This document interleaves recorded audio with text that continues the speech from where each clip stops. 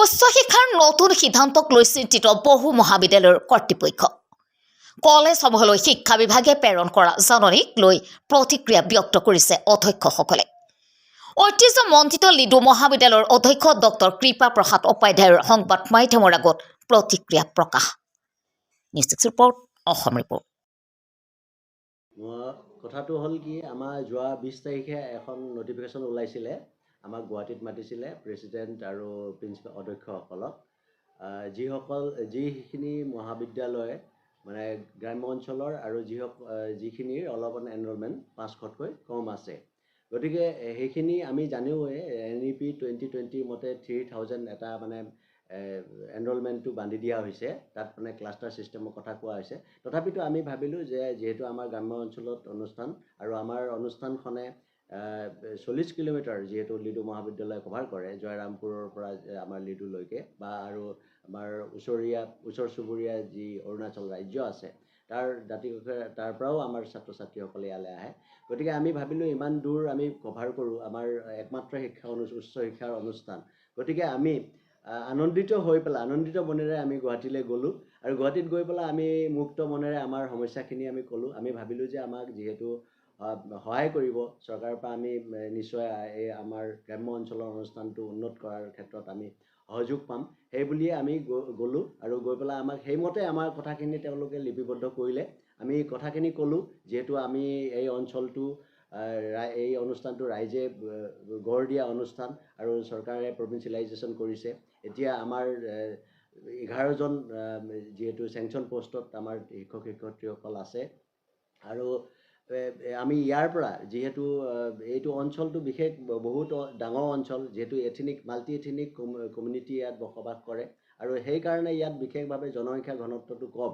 যদিও 40 কিলোমিটাৰ বা তাতকৈ বেছিও আমি কভাৰ কৰোঁ, কিন্তু জনসংখ্যাৰ ঘনত্ব কম হোৱাৰ বাবে যিহেতু আমাৰ পপুলেশ্যন আমি মানে তেনেধৰণে ভবামতে এনৰলমেণ্টটো আমি বঢ়াব পৰা নাই আৰু এনৰলমেণ্ট আগৰ পৰাই তেনেকুৱাই আছে। আৰু দ্বিতীয় কথাটো হ'ল আমাৰ লিডু জুনিয়ৰ কলেজ, যিহেতু দুইখন একেই অনুষ্ঠান আছিল, লিডু জুনিয়ৰ কলেজ আৰু আমাৰ লিডু ছিনিয়ৰ কলেজ।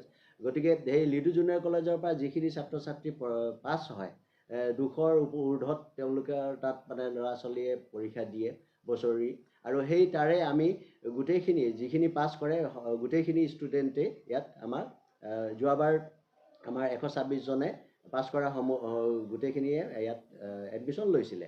আৰু তেনেধৰণে আমি মাৰ্ঘেটা বা আশে পাশে বা বৰডুমচা বা অৰুণাচলৰ 2-4জন আমি ছাত্ৰ ছাত্ৰী পাওঁ। গতিকে আমাৰ আৰু বিশ্ববিদ্যালয়ৰ আমাৰ নিয়ম মতেও আমি 150জন যিহেতু এটা ক্লাছত আমি এডমিশ্যন দিব লাগে। সেই মৰ্মে আমি ছাত্ৰ ছাত্ৰীৰ সংখ্যাও কম পোৱা নাই, ইতিমধ্যে আমাৰ ঠিকেই আছে। আৰু খালি আমি অলপমান বঢ়াব লাগিব আৰু বঢ়াবৰ কাৰণে আমাৰ স্ক'প আছে, যিহেতু 40 কিলোমিটাৰ কম নহয়, 40 কিলোমিটাৰ আমি যথেষ্ট বেছি কভাৰ কৰোঁ। গতিকে এই অঞ্চলত জনসংখ্যা এতিয়া কম হৈ আছে, হয়তো আমাৰ অহা দিনবোৰত জনসংখ্যা বাঢ়িবও পাৰে আৰু সেই জনসংখ্যা বাঢ়িলে নিশ্চয় ছাত্ৰ ছাত্ৰীৰ সংখ্যাও বাঢ়িব।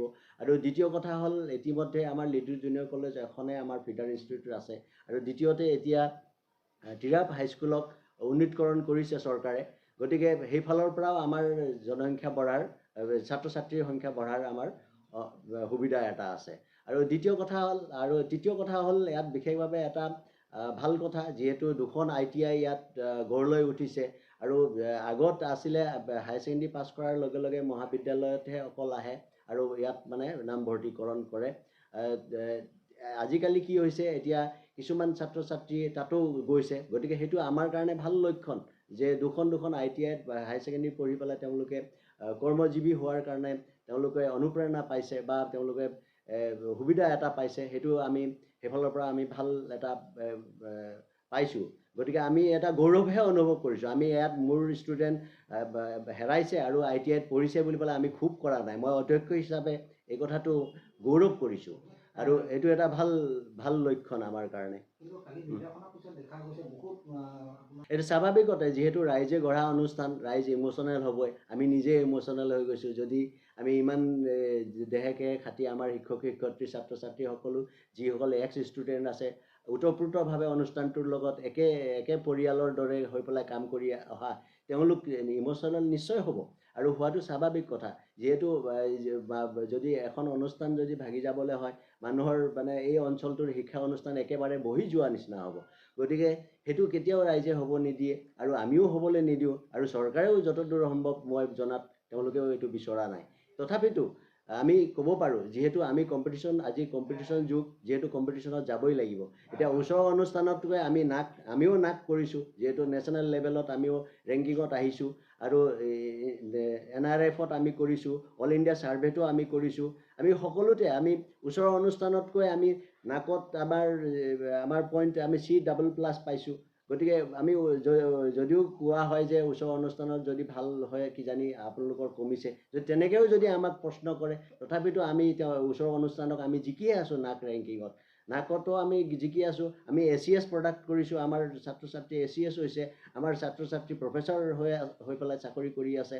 গতিকে আমি প্ৰডাক্টটো কৰিছোঁ, আমি কোৱালিটিও আমি কৰিছোঁ। অকল আমি কাউণ্টিং আমাৰ যদি অকল এনৰলমেণ্টটো যদি চোৱা হয়, এনৰলমেণ্টটো আমি বঢ়াবৰ কাৰণে আমাৰ স্ক'প যথেষ্ট আছে। ভৱিষ্যতে আমি বাঢ়িব, আমাক দুই চাৰিটা এতিয়া যিহেতু আমাক অলপতে আমাৰ চিলভাৰ জুবলি হৈ গ'ল। চিলভাৰ জুবলিত MP মহোদয়ে নিজে আহিছিলে, তেখেতে আমাক 5 লাখ টকা দিম বুলি পেলাই কৈ গৈছে।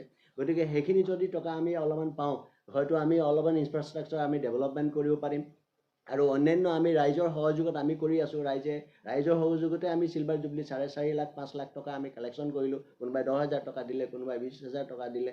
গতিকে আমি যিহেতু আমি ৰাইজক যেতিয়া হাত পাতিছোঁ, ৰাইজে আমাক সহায় কৰিছে। আমি নিজেও যিখিনি খৰচ কৰিব লাগে আমাৰ শিক্ষক শিক্ষয়িত্ৰী ছাত্ৰ ছাত্ৰীসকলে তেওঁলোকে কোনো মুক্ত মনেৰে তেওঁলোকে সদায় আগবাঢ়ি আহি পেলাই আমাক সহায় কৰিছে।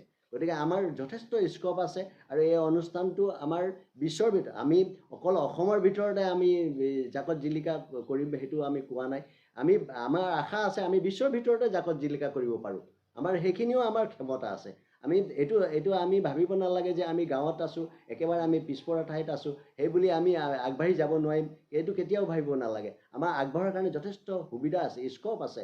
গতিকে আমি আগবাঢ়ি যাম আৰু আমাক কোনেও ৰখাব নোৱাৰে।